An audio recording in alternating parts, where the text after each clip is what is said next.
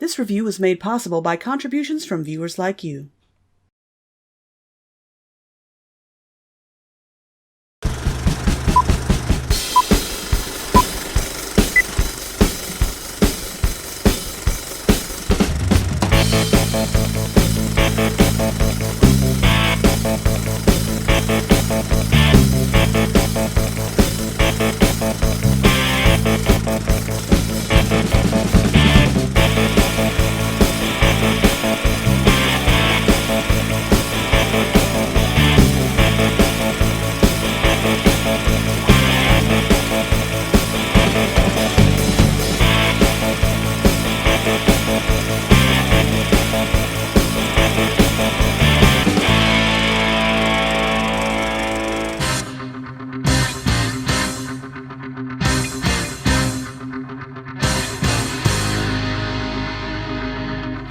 Hey guys, looking at the comments from my latest vote video, I honestly had no idea that so many of you want me to review Watership Down. But unfortunately, since I'm dedicating this video to my executive producers at patreon.com, we're going to be looking at Sheep and Wolves. Well, if you're going to be Wolfabob again. I guess it only makes sense for me to go back to being Raven. Our movie begins with an empty background that already looks worlds better than Alpha and Omega. Careful. Just because it looks better, that doesn't mean it won't be bad. Oh no, of course not. But easier on the eyes is still easier on the eyes. Anyway, we meet a sheep named Zico, and I'm kind of surprised that a character who looks this much like John Lovitz is not voiced by him. He also has a camera and a pith helmet. Clearly these animals are at least semi-evolved, so whatever human-based jokes we come across will at least semi-make sense. While documenting the local insect life, he comes across a pack of wolves setting up camp. He runs back home to his flock, who appear to be living a more or less hobbit-like existence. I know we got a lot of movie left to go here, but first impressions? I'm getting this weird sort of proto-Zootopia vibe about it. It almost looks like what their society was like before they decided to put their differences aside. Zico makes a mad dash for his books, so he can look up what a wolf is? Oh no, I jinxed it. This isn't Proto-Zootopia, it's Proto-Agent Fox!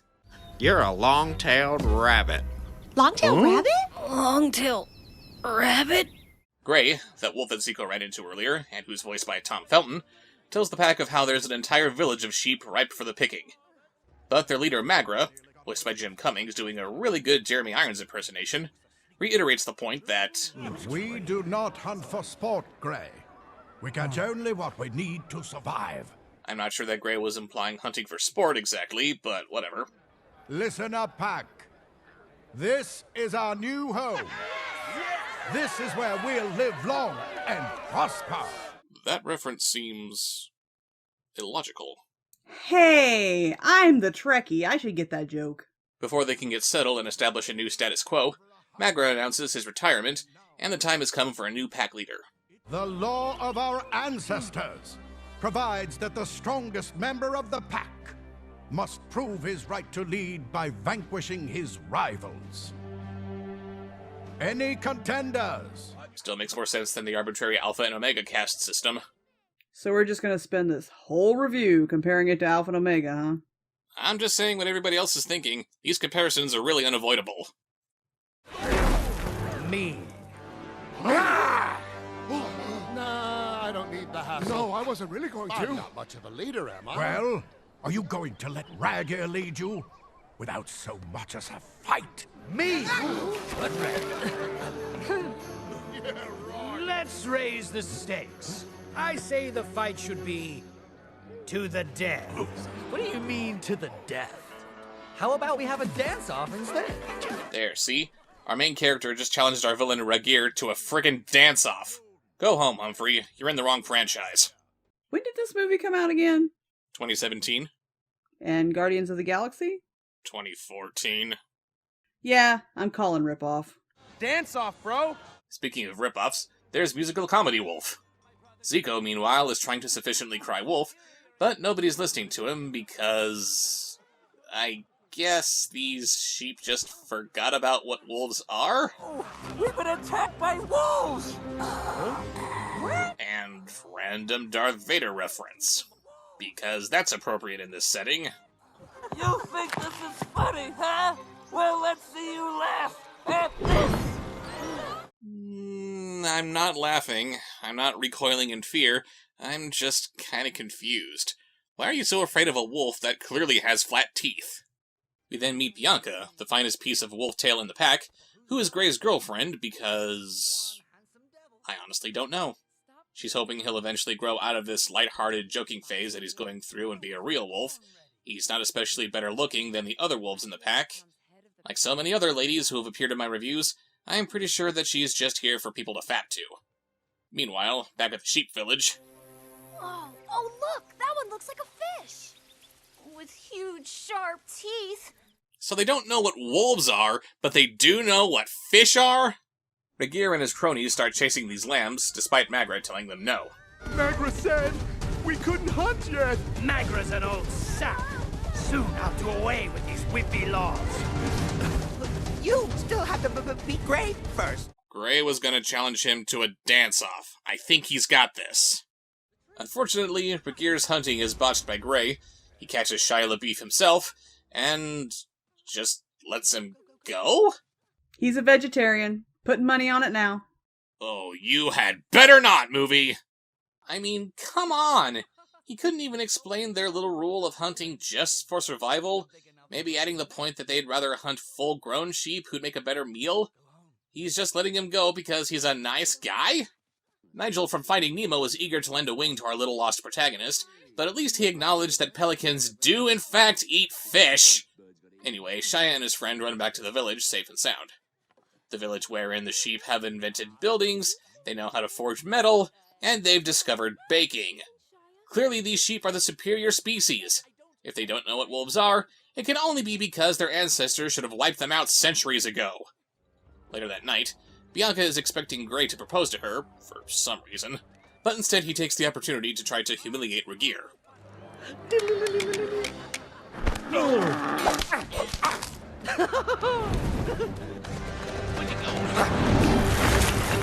¡Ándale, ándale!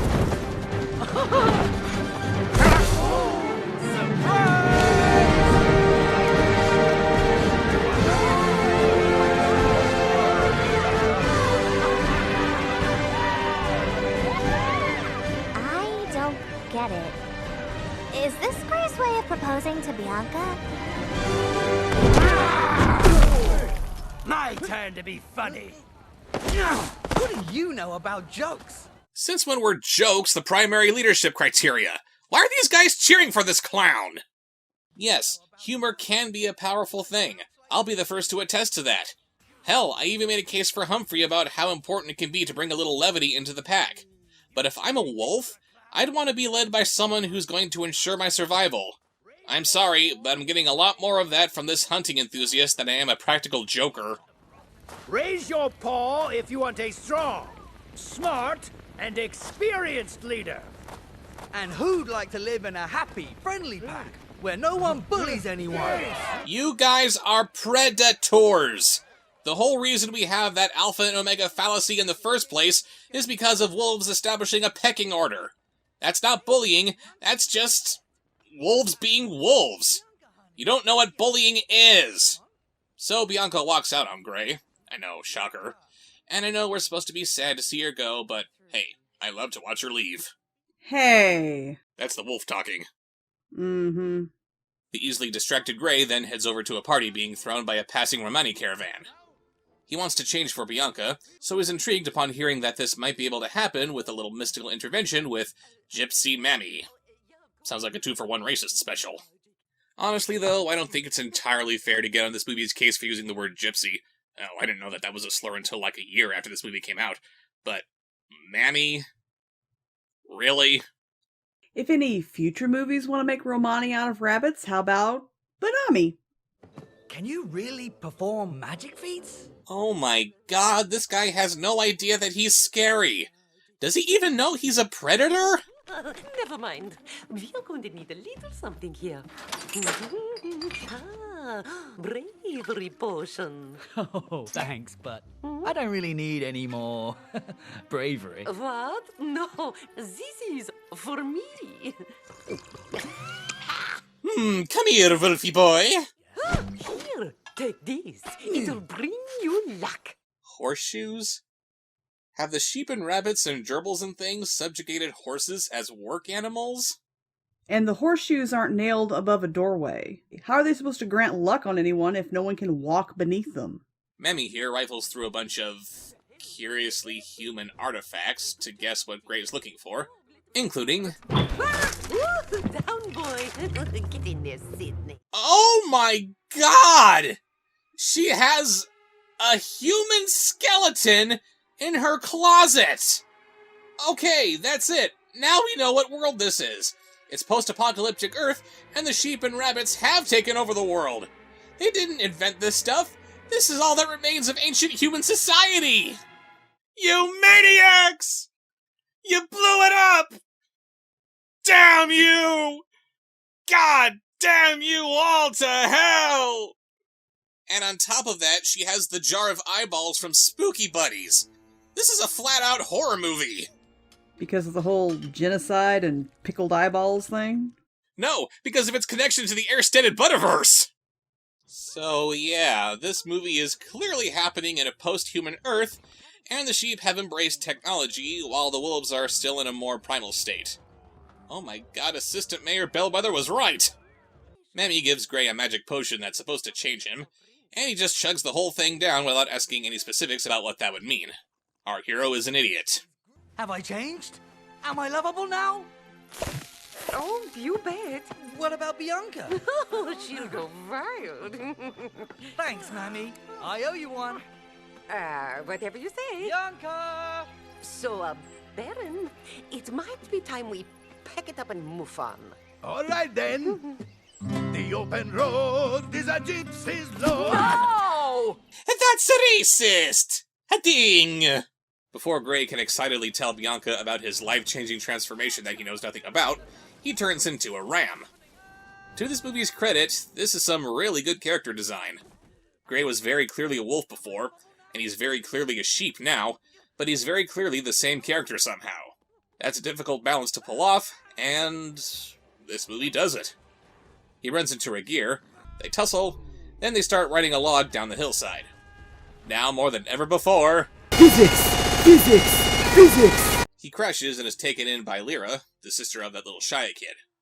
After he meets some of the secondary cast, he spends about a minute or so chasing after a fly. Okay, why is this happening? To show off how dumb he is? Trust me, we don't need any more confirmation of that. No, seriously, Gray here is so ungodly stupid that he figures his transformation came not from the transformation potion that Memmy gave to him, but that it must be the result of him falling and hitting his head. So he spends the next several hours falling off of everything he can climb. Stop. Gray? Gray?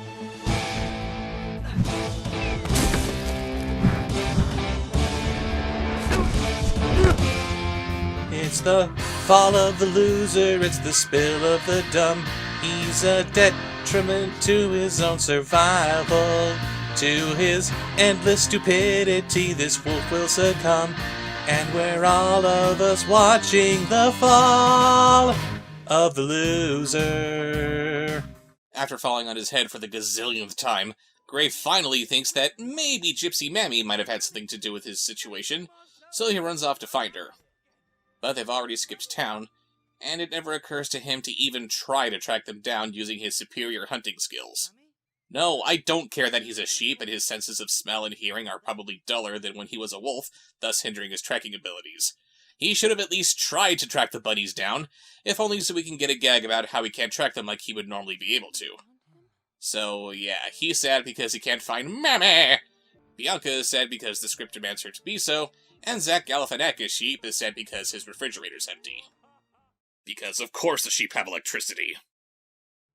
Gray goes back to Lyra's house because he's forming some kind of bond with the sheep? Who knows? Wash up and have some breakfast. It's carrot pudding today. And pumpkin mousse. Blech. Blah. Blech. Okay, this demands further explanation. Why is the sheep, who eats nothing but vegetables, blacking over this carrot pudding and pumpkin mousse of which he speaks? Shouldn't he be loving that, especially since they're dessert items? Maybe Gray, in his wolfy naivete, can ask that very question for us, and this little sheep kid explains that he just personally finds them gross and would prefer eggplant or sweet potato instead. I don't care, just give us something, movie! Gray leaps out the window to avoid hanging out with Maz, his designated best friend who is just really, really annoying, and...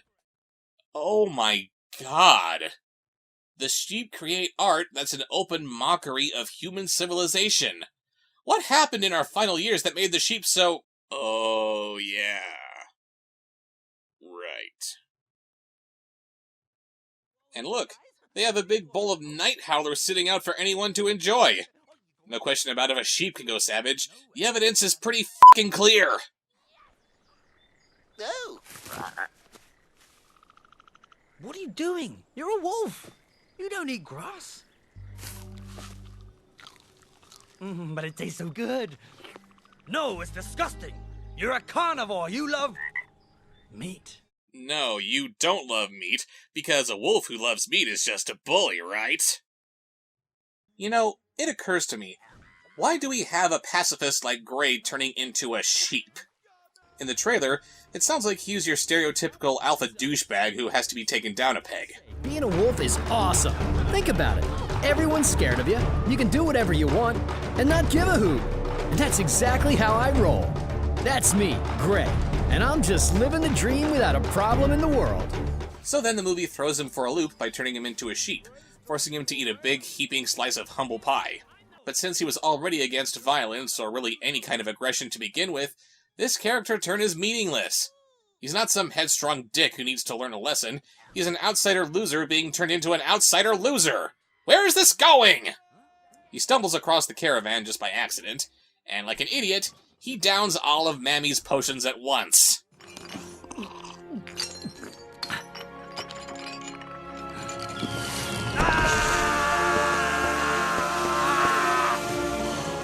Some of you have been concerned for my channel, what with the whole Kappa thing that's going on right now.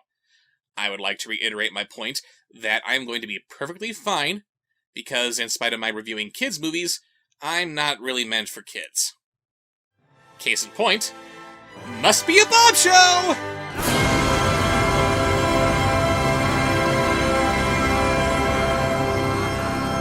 For some reason, drinking all these potions does absolutely nothing. Shouldn't he look like the Wing-Ding Dilly right now? And he goes back to the village, dejected. As the sheep are now throwing a rave, I have only one question. Why do they have a picture of Lady Baba? Why I have a picture of a burger on the wall. That's enough. Off to bed now, little ones. Don't make me get the mint jelly. Oh my god, the sheep are cannibals! Run, Gray! Run while you still can! Despite Lyra being sweet on Gray, Moz thinks he still has a shot with her. Lyra, maybe you and me could flipper claw. Oh geez, with the flowers and the chopping and the pretty lady headmans! I'm sorry, but he's cute. He's nerdy. I'm rooting for you. I mean him. Shia and his little friends sneak out later that night. They see Regir kill Magra, and now that he's free to hunt who he wants when he wants, the kids have to go. Or he just captures Shia, lets the other kid go completely, and doesn't eat either of them. Okay? So he delivers the sad news of Magra's passing to the rest of the pack. While searching for that runaway Gray, our wise and courageous leader, Magra, missed his footing and fell off the cliff. He's dead. What are you hiding, Bragir? Was it you who pushed him? What? How dare you suggest such a thing? It's not like I could be the villain or anything! Ah! So Gray is all indignant about the other sheep doing nothing to rescue Shia. Oh, do let me guess. He doesn't remind the sheep of the weaponized bones they have sticking out of their heads. No, he's gonna make some elaborate rescue mission that has nothing to do with sheep or wolves. Why did they make a movie about sheep and wolves if they didn't care about making a movie about sheep and wolves? No, actually, they don't even do that. Gray and Maz just sneak into the wolves' camp, and they rescue Shia without any kind of opposition whatsoever. Our villains, ladies and gentlemen. But on the plus side, Lyra now sees Maz as a hero. I can see it all now. Maz was sort of nervous around her before, but with a little bit of encouragement and her telling him how awesome he really is, Maz comes out of his shell and becomes the most romantic, attentive, loving, and lovable boyfriend a girl could ask for. Who would want to see that story? Oh, I couldn't imagine. Gray only now starts missing Bianca, and he goes out looking for her.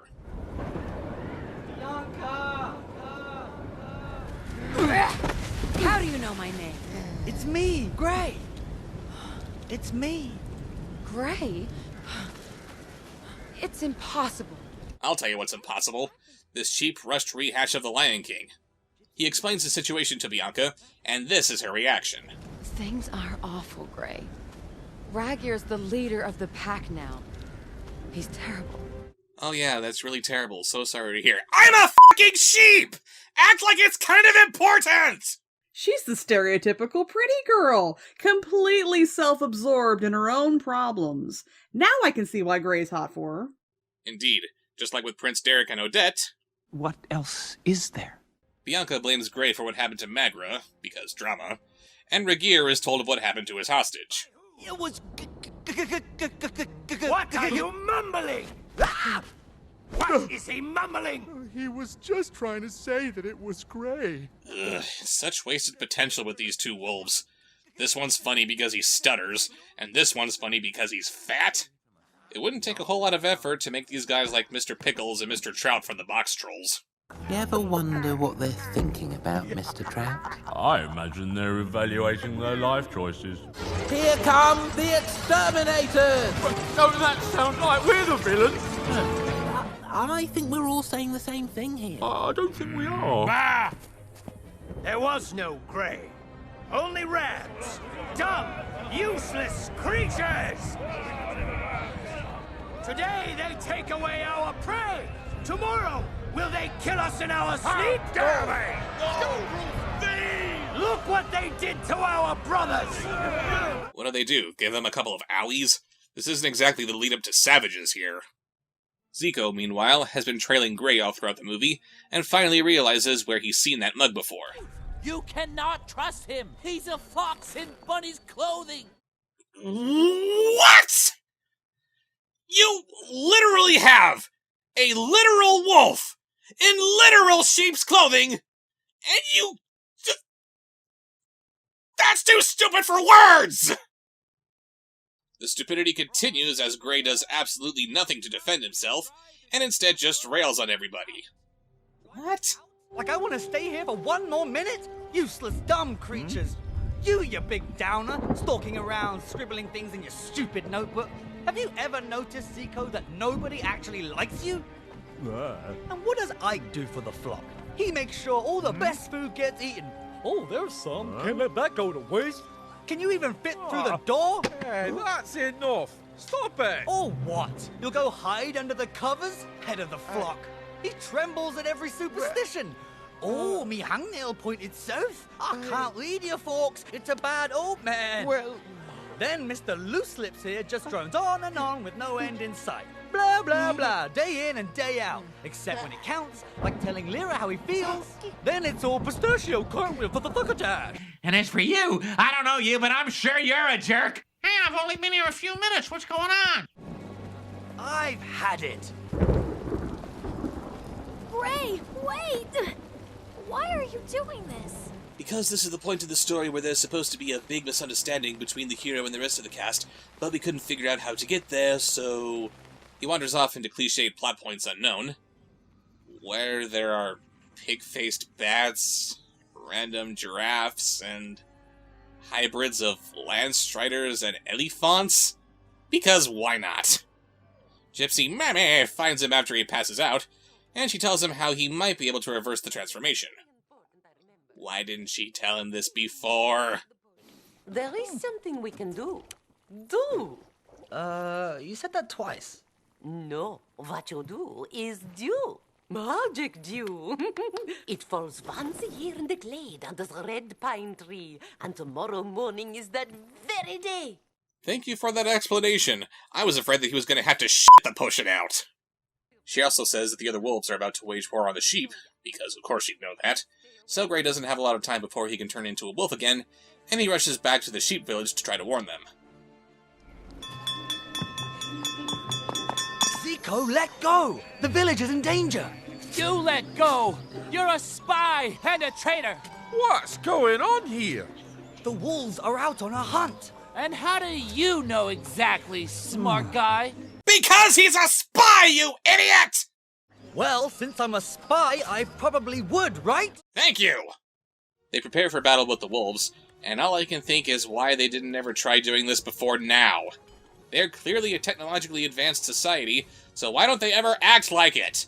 They're presented as the more intellectual species, but these sheep aren't the smart ones. They're the stupid ones dressed in smart ones' clothing.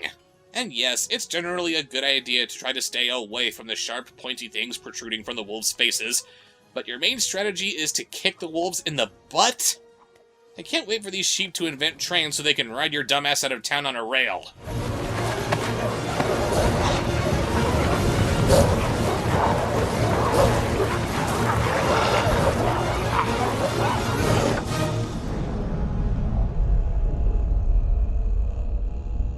Brainless bleeders. It's time to show you who's boss. I don't know why it's only now time to show you who's boss when we were charging at you several hours ago and suddenly stopped, but now it's time to show you who's boss! So they cry havoc and let slip the dogs of war, as the sheep utilize fireballs, bombs made of beehives, and straight-up hand-to-hand combat. Why don't they headbutt the wolves? You know, the whole ram thing? This movie is about sheep and wolves, so much to the point where it's literally called Sheep and Wolves. But never do they want to show us what advantages sheep might have over the wolves? Fuck this movie!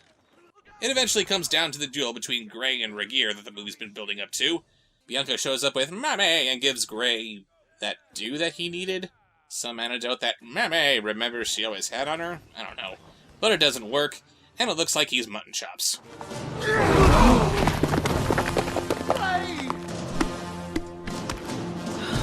So who's your leader now? Answer me! Who's the wolf here?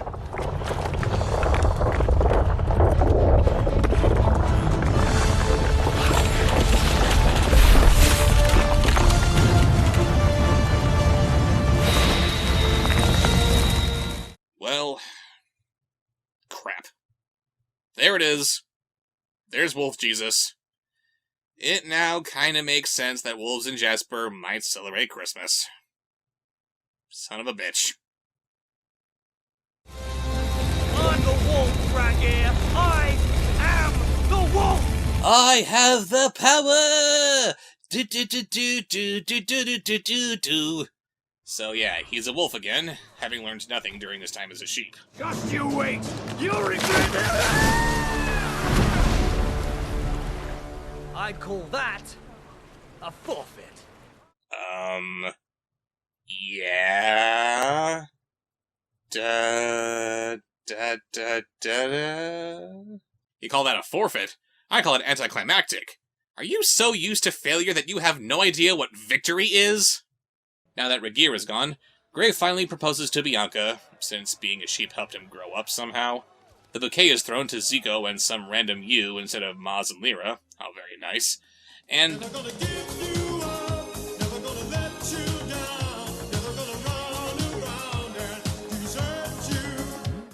musical comedy wolf, do you mind? You ain't no wolf, no you're not. You ain't got nothing that a wolf has got. Thank you.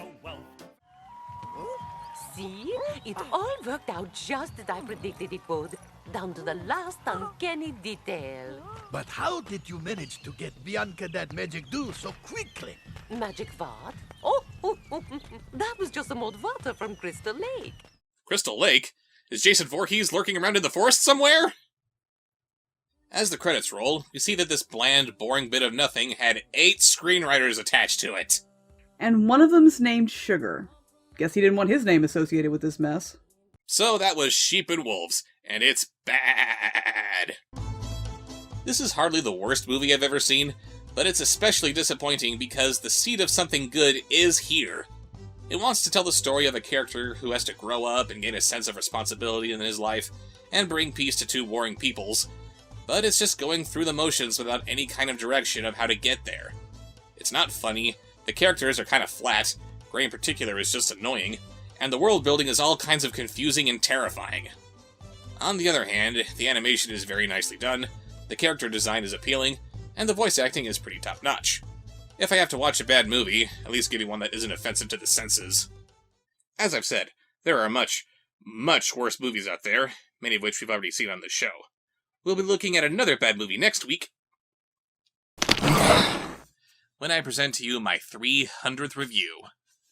See you later. Mammy,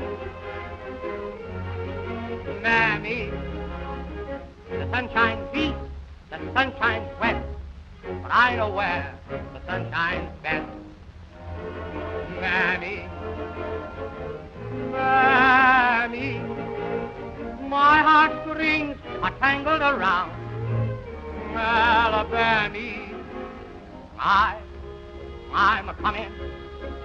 Sorry I made you wait. I'm coming. I hope and trust I'm not late. Mammy, Mammy, I'd walk 1,000,000 miles for one of your smiles. Oh, my Mammy, oh, Mammy, my little Mammy. The sun shines east, the sun shines west, but I know where the sun shines best.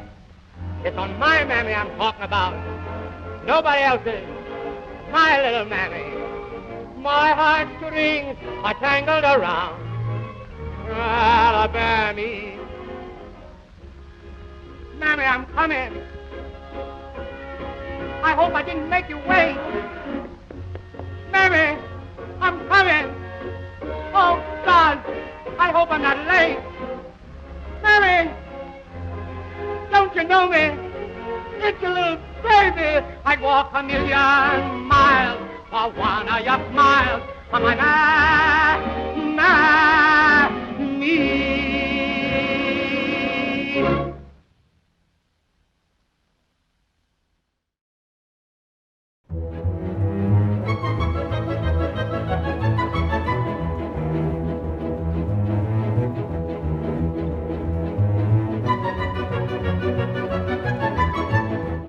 Hey guys, I've got a package to open here today from another mystery viewer. All we know is that this person hails from Lexington, Kentucky. Maybe there'll be something inside which says who this is from. Let's see. Or that may be just where the company that they ordered this thing from. Or that may be true too. Yeah. Let's see. Aha! I see a note, I think. Nope, it is just a packing receipt. But what is inside? Oh wait, could that be a note? Oh yes, we have a little thank you.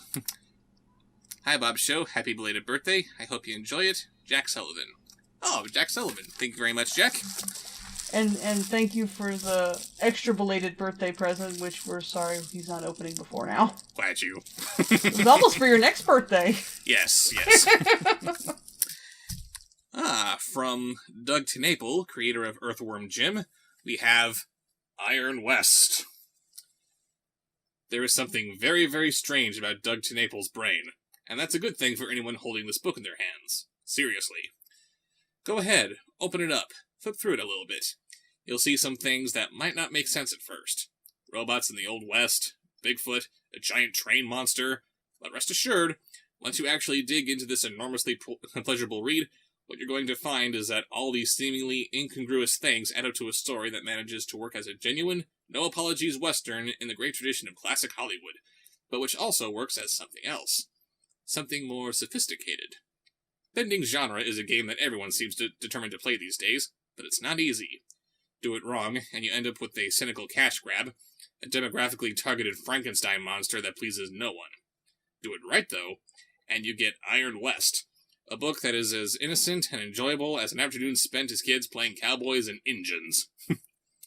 Naples' brain is still tuned into that same wonderful radio station that we all heard when we were young, and somehow he's managed to keep at bay all the baggage that bogs down most adult storytellers. There is a pure joy that what he writes and what he draws, and his artwork expertly conveys both motion and emotion, like storyboards for the coolest movie ever made. Or coolest movie never made, pardon me. The highest compliment that I can pay him as a draftsman is that every time I open one of his books, he makes me curse the fact that I can't draw. But don't take my word for it. Read Iron West for yourself, spend a little time with Preston Struck and Sasquatch, and Miss Sharon, and Meewook Shaman, and the Loch Ness Monster, and you'll see what I'm talking about. You'll find yourself completely pulled into this world that Naples so effortlessly summons up. Drew Moriarty McWeeny from Ain't It Cool News. Wow. Now let's take a look inside. Let's see. Skimming. You got some kind of gold prospectors here. Yep. Looking pretty cool. And only a few pages in, and we've got a robot with a Gatling gun arm blasting away people on a train. So, yeah. Definitely from Doug to Naples here. Yeah, God willing, if I can find myself a few minutes to read, I will definitely have to check this out, Jack. Thank you very much. That looks awesome. Mm-hmm. And anyone else wants to send me fun little packages, movies, letters, fan art, whatever, go ahead and send it to the P.O. Box in the corner, and I'll see you later.